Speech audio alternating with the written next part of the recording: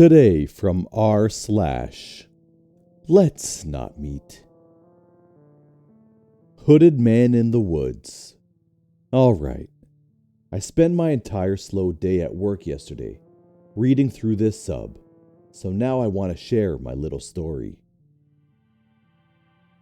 My childhood best friend, Marie, and I were around 11 or 12 years old at the time. Marie's family had their own campsite in a provincial park about 2 hours from our hometown, and would spend the entire summer each year living in their camper out there.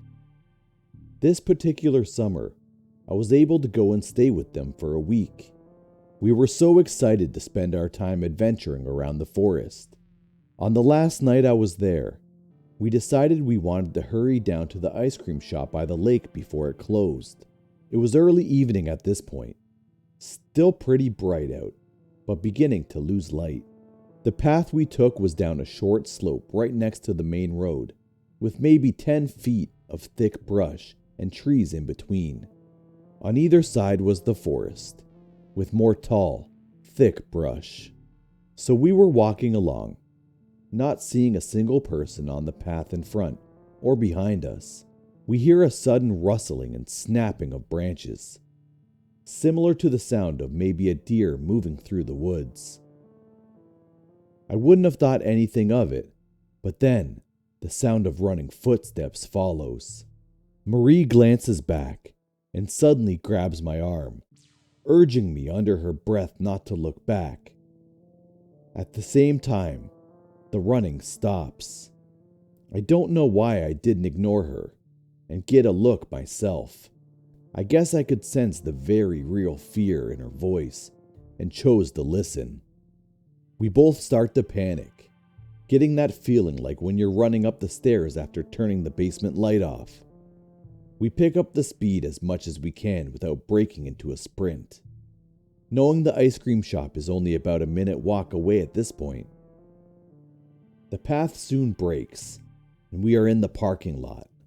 Suddenly, Marie steers me hard to the left, heading towards the lake and the boat rental instead of continuing straight to the ice cream shop. I go along with it silently, understanding ice cream is no longer an interest right now. Marie is clearly panicking at this point. We are both looking around, but it seems whatever scared her is nowhere in sight at this point. Marie walks up to the boat rental and gets us a kayak, and we climb in and begin to paddle out into the middle of the lake.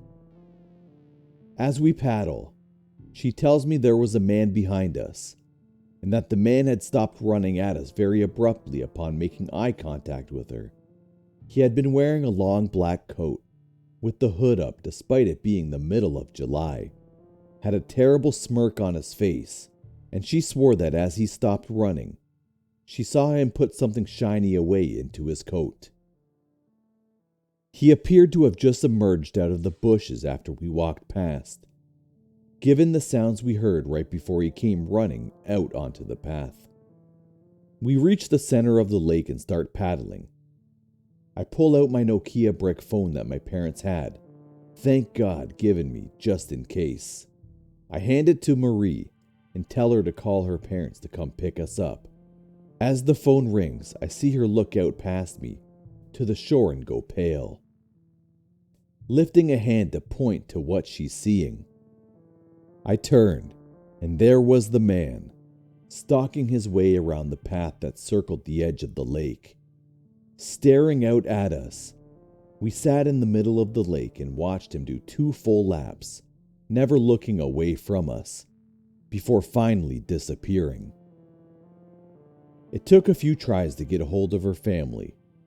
We were freaking out so bad the whole time as the sun got lower and lower. We did manage to have someone come with a truck, but by the time we reached the shore it was pretty dark outside. I don't know what we would have done if we hadn't been able to call for a ride.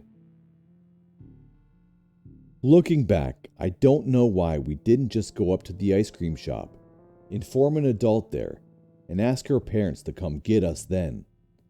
But it worked out, we got back safe, and we thankfully never saw that man again. So to the creepy guy in the forest, Let's not meet.